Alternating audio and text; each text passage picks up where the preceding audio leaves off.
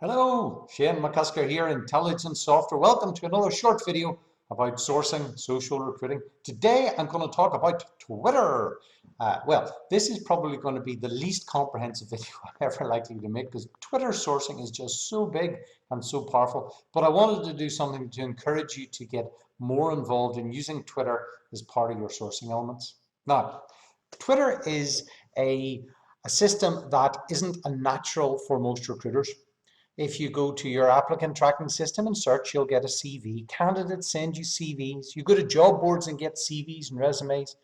LinkedIn even looks a bit like a CV. That's the natural stomping ground for a recruiter. Twitter is as far away from this as you can possibly get.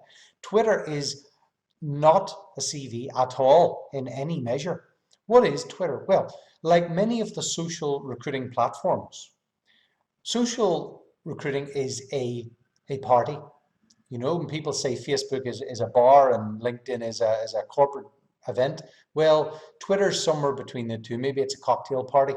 It's formal. You have conversations. It can be casual, can be very formal, can be a challenge, but really it's a conversation that's going on there. So whenever you're looking at Twitter from a recruiting and a sourcing point of view, don't think of it as an end in itself. Think of it as a channel through which you can find people and engage with people, which is the important part of Twitter, to be able to get to your end goal of finding people that you can place and make money out of. Okay, let me give you an example. Now, there's lots of things you can do, and this is where I really am not comprehensive in my explanation of Twitter, but I'm looking at a Twitter profile for a Twitter account called Belfast Ruby. Now, I happen to know a little bit about software development. Ruby on Rails, or Ruby's a programming language on a framework called Rails. It's quite popular.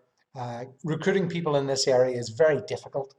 And there have been a number of community groups, local little groups of developers to get together and come and talk. And this is a Twitter account associated with a group that meet up once a month to talk about Ruby stuff.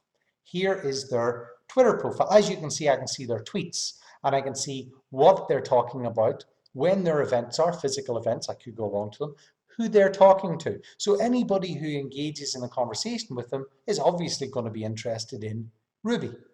So it's like your cocktail party. If somebody in a cocktail party is talking about Ruby on Rails, I'll be straight in there interested to know all the latest developments in that piece of technology. And I guarantee you the people that I'm talking to will also have a handle on who's who and what's what in that particular field.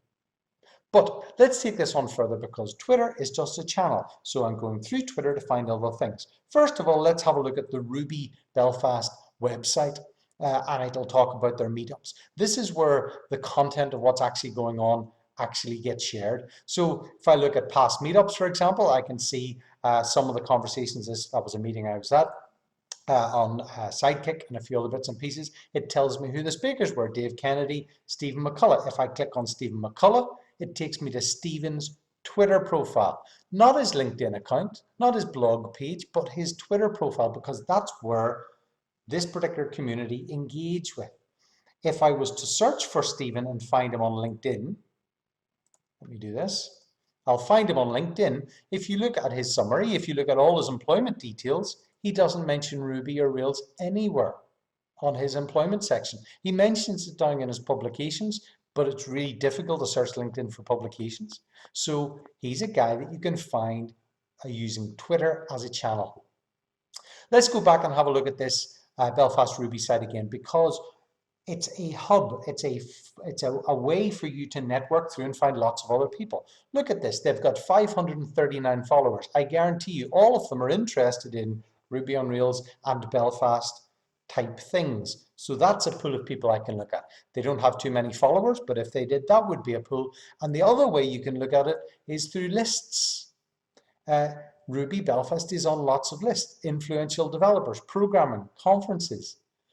Who else is on those lists and who's following those lists and engaging with them, with the people that are there? Twitter is such a powerful, powerful tool for sourcing. It's got to be part of your sourcing strategies and part of your sourcing techniques. I'll probably do more on Twitter techniques in the future. I've done plenty of Twitter stuff in the past.